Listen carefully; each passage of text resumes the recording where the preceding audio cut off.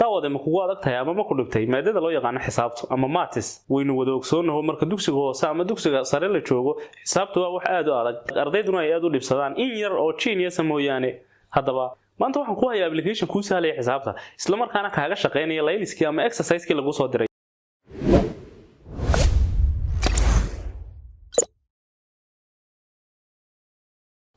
كنتو عن داوديال ku soo dhawaada Somatrix daawada ma kugu adag tahay ama ma ku dhibtay maadada loo yaqaan xisaabtu ama maths waynu wada ogsoonahay marka dugsiga hoose ama dugsiga sare la joogo xisaabtu waa wax aad u adag ardayduna ay aad u dhibsadaan in yar oo genius mooyaane haddaba maanta waxaan ku hayaa application ku sahlaya xisaabta isla markaana kaaga shaqeynaya layliskii ama exercise-kii lagu soo diray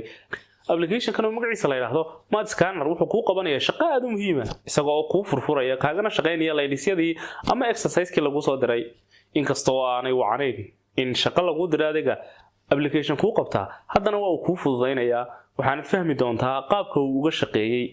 isagoo ku tusaya talaabooyinka uu raacay marka uu ka shaqeynayay application kan iyo qaabka loo isticmaalana waxaanu ku ogaan doonaa barnaamijkan isla markaana ku baran doonaa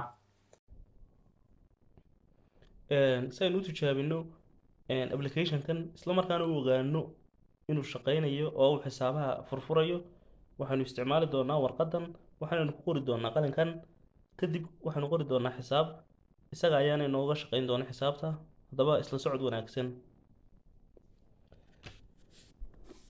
hore waxaynu ugu qornay 4 loo geeyay 6 jawaabta isaga la soo saari doona sidoo kale waxaanu qoraynaa 340 loo geeyay 80 waxa kale inuu qori doonaa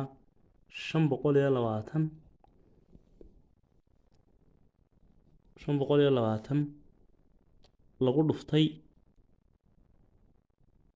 5 bakadhig waxa soo su'aalaya waxa soo xisaab isaga inooga shaqeyn doona hadii xisaabta inta ninka badan doonaysid aad ka sii dhigan doona ama nooc kale baad u bedelanaysid hadaba aynu eegno application-ka iyo sidoo shaqeynayo barnaamijku waa kan yaala screen-ku yaala ama home-book-ku yaala kadib waan soo furaynaa kadib sida uu shaqeynayno eegi doona kaliya wuxuu kaaga baahan yahay internet ku jirtaan wireless time-ka aan haystaa oo furan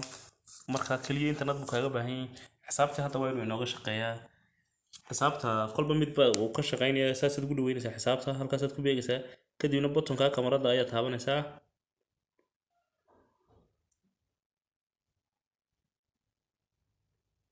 hadda waa ku shaqeynayaa xisaabtii waa uu ka shaqeeyay waa kan tusay 520 lagu dhuftay 5 waa 2600 adna calculator-ka ayaad ku hubin doontaa marka istabiskii uu maray 2 times 2 power 3 times 5 power 2 times 10 ayuu isagu xisaabsaday aduu siyaabo badan oo kala uga shaqeyn kartaa marka 520 lagu dhuftay 5 waa 2600 marka saas ayaad isticmaali doontaa barnaamijkan waxa kale inuu eegana 340 loo geeyay 80 baynu ku eegi doonaa afar geestaas aad ku beegaysaa marka aad doonaysid inuu ka shaqeeyo kadib uu inooga shaqeeyay tana 340 loo geeyay 80 waa 420 waxa jawaabtii xaq hoose inoo soo dhigay marka show result baad marna leedahay show steps marna amarka hore ansarka xaq hoose ku soo dhigaya stepskii uu marayna waad eegi kartaa waa kan